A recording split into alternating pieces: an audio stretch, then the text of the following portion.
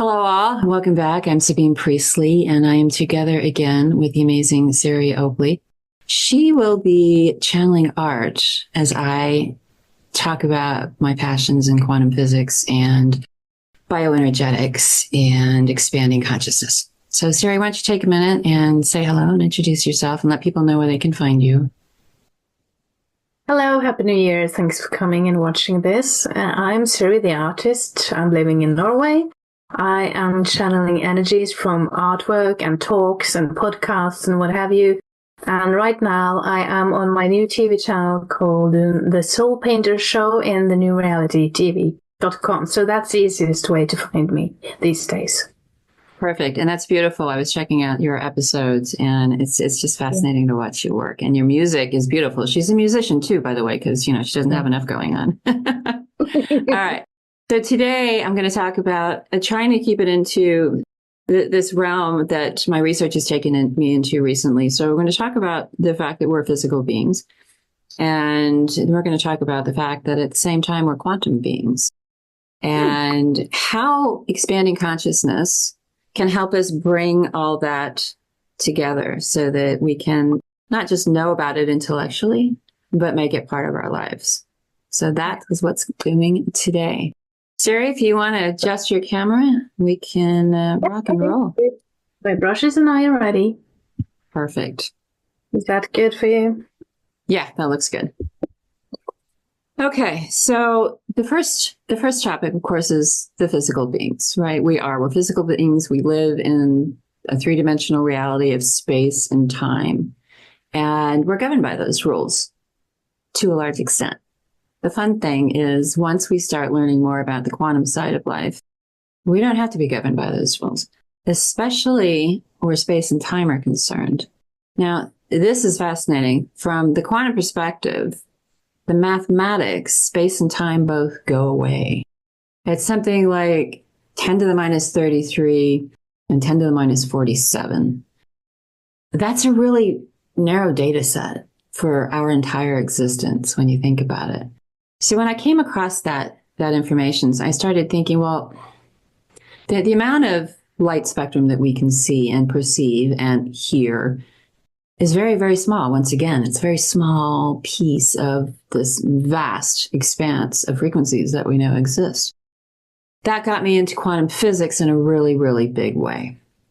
And quantum physics is where Newtonian physics breaks down. This is why they call it spooky action at a distance. Einstein hated it. Niels Bohr, they couldn't make sense of it. This is where we get the phenomena where, collapsing the waveform, if we measure something, we have altered it, we have changed it, we have set it into place. Lots of this phenomena is going on in the quantum world. We do not have a unified theory. What that means is there is no one theory that can deal with both the macro and the micro. And I find that really fascinating because that's where the fun is. So we all understand the fact that we're physical beings. This is the way we've been conditioned. This is the way we've been taught, trained. This is the way we live our lives. I'm bringing into the equation that we're also quantum beings. At the very fundamental level, we are quantum beings.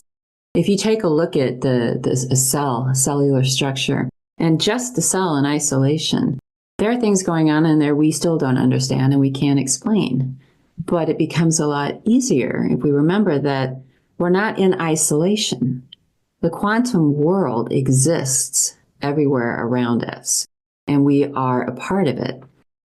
The meditations that I do, the classes that I teach, are all geared to getting you to understand that we are quantum beings and to figure out how to play in that space.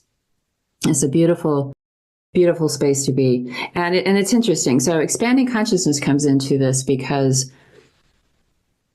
the energetics that we are employing as we deal with the quantum field is a process of elevation. It's elevation, elevating your energy, bringing us up to higher frequencies, which then allows us to perceive a greater range of what's in our environment. And a big part of this has to do with consciousness, both in a big picture and a small picture. It has to do with our consciousness in terms of, I have to believe it. Nothing is going to happen. I'm not going to have any magic. if I don't believe it. And this is what stops a lot of people. This is going into, quantum physics and crossover with woo-woo, right? This is what energy healers do. This is what they work with, the energy of humans. And there's an increasing, thank goodness, amount of research around the efficacy of things like energy work, like Reiki, like acupuncture. The ancient Eastern medicine have taken energy as part of the whole the entire time. Western medicine separated matter from consciousness. They're like, okay, science, we have the matter and we have the physics. And the church was responsible for consciousness, for people's mental states and attitudes. That was a big mistake. But again, we're bringing it back together these days. So that's the micro of expanding consciousness is you have to have an open mind and you have to believe. You at least have to believe in the possibility that things can happen for you. In the bigger picture, consciousness comes in because we are energy beings. As I said, we are quantum beings. That means we have a biofield I have one that is Sabine. Siri has one that is Siri. And when we get together, we always think of it as an intellectual conversation, but it's an energetic one as well. The energy is flowing. My biofield is interacting with her biofield.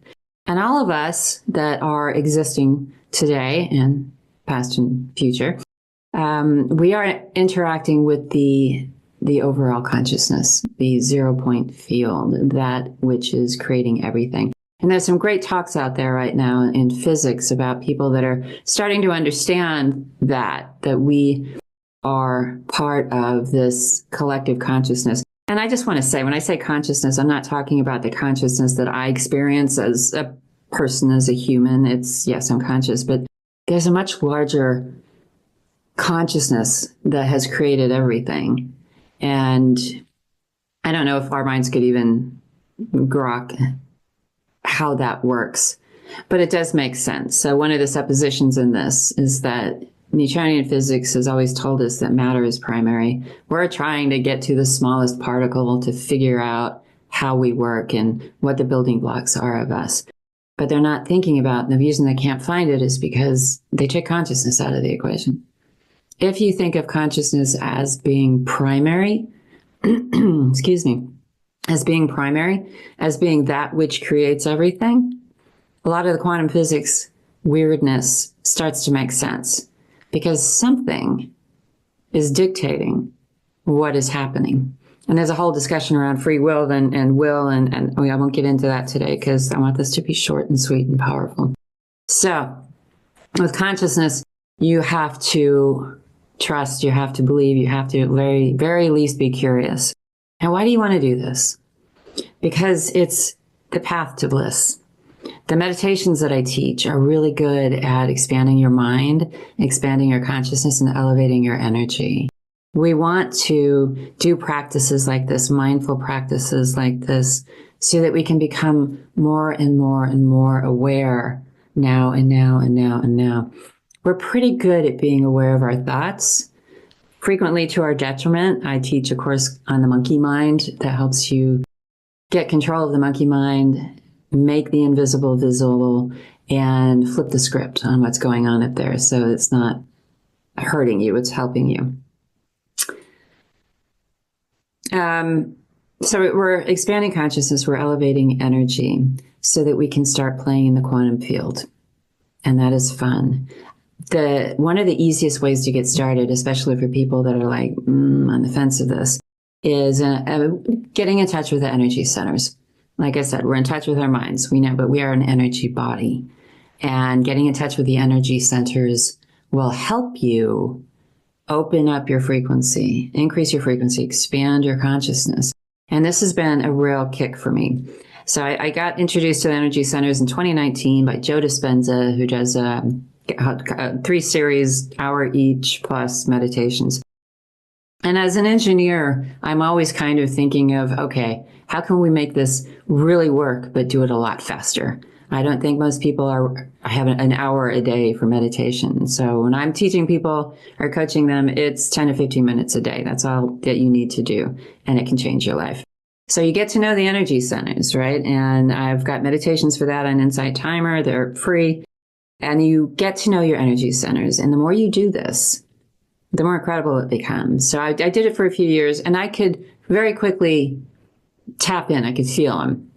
But having continued this process now for over 4 years, I'm in my 5th year, things have started to get real interesting, especially when combined with my research into out-of-body experiences and different consciousness states. So the energy centers have started talking to me. I was laying in bed one morning. I loved that hypnopompic state when you're not awake and you're not quite asleep. It's a powerful time to meditate. So play with that, and maybe you'll play with that in this way. So the energy centers were, I was in bed and I was doing this flow that came. They taught me one of the first ones that I got, which is like flowing it like seagrass from the root up to the crown and down. And that's beautiful. It feels really good. But since then, they brought in multiple things. There's different kind of energy flows that you can do. And as you do this every day, you get to know each one of your energy centers. And just like us, some days, not all of them want to play. Some days they're all like, oh, let's do this. I was doing the flow practice, and then I was elevating my energy, and I was getting higher and higher and higher, and I popped out of my body. And I was hovering over my bed, and I saw my body, my physical body, but I could also see the energy body in there. So I was my light body looking down at my energy body. Not only was that incredible, but the bliss states that we can get in with meditative practices like this, with getting to know our energy body, is incredible. And it's healthy too. So my dear friend, Bruce Lipton, my soul friend, he's taught me a lot about epigenetics. And I do believe that there's cells we know are a product of the environment. You can take cells in petri dishes and put them in different cultures, and those exact same cells will turn into bone or muscle or an organ tissue. It's just the environment. So by doing things like meditating and getting into states of bliss, we are helping our bodies. We are helping them heal. And I believe this 100% too, because before I started this, I was having hip problems. I was getting shots in my knees, both knees, a couple times a year. And it was just like, I felt like I was falling apart. It was awful. Fast forward 4 years of daily meditation, and my hips are a little bit wonky sometimes. I haven't had a shot in my knees since 2019. They're so much better. Every now and then something tweaks, and I can usually get to it energetically. It has shifted everything. It has changed my life. And I know that the more that I can hang out in these energetic states of bliss, the healthier I'll be. So I hope this was intriguing for you. I'm taking a look now, and I am just always completely floored by what this woman creates. That is phenomenal. Wow. Oh, I love it. Now, is this two people talking energetically? I can also translate that as playing with the energy body. But I can see the energy coming off of both of them. Oh, Siri, unmute yourself, hon. The physical bodies and the energy bodies. So they mirror each other. That is gorgeous. Oh my gosh. That is absolutely stunning. Before you started talking, this begins coming to me. So it's very fascinating. And then you'd start talking, and then I understand my painting in a different level. So thank you for explaining. Oh, yeah. No, the fact that you can do that so quickly too is just absolutely mind-boggling. Okay. Do you want to show us your face before you go? Yeah, I can do that. There you go. There you go. Anything else you want to share? No, this is basically what I'm doing these days and have been doing for like half a year now, and ever since we began, and before that as well. So time doesn't exist. Like you said, this is going into the bliss and nothing and the meditative state. So listening to you and just being in this painting is brilliant. I wish more people could do it. I do too. And I think more people can. I think that, the further I go with this, the more I'm understanding is that what we're doing, what you do so effortlessly, is you get into that quantum field, right? You're kind of no one, no thing, nowhere, but you're receiving. and then you turn Yeah. it into art. I'm so floored by that, impressed by that. So thank you very much for joining me today, and we'll do it again real soon. Thank you, Sabine. Cheers. Namaste, everyone.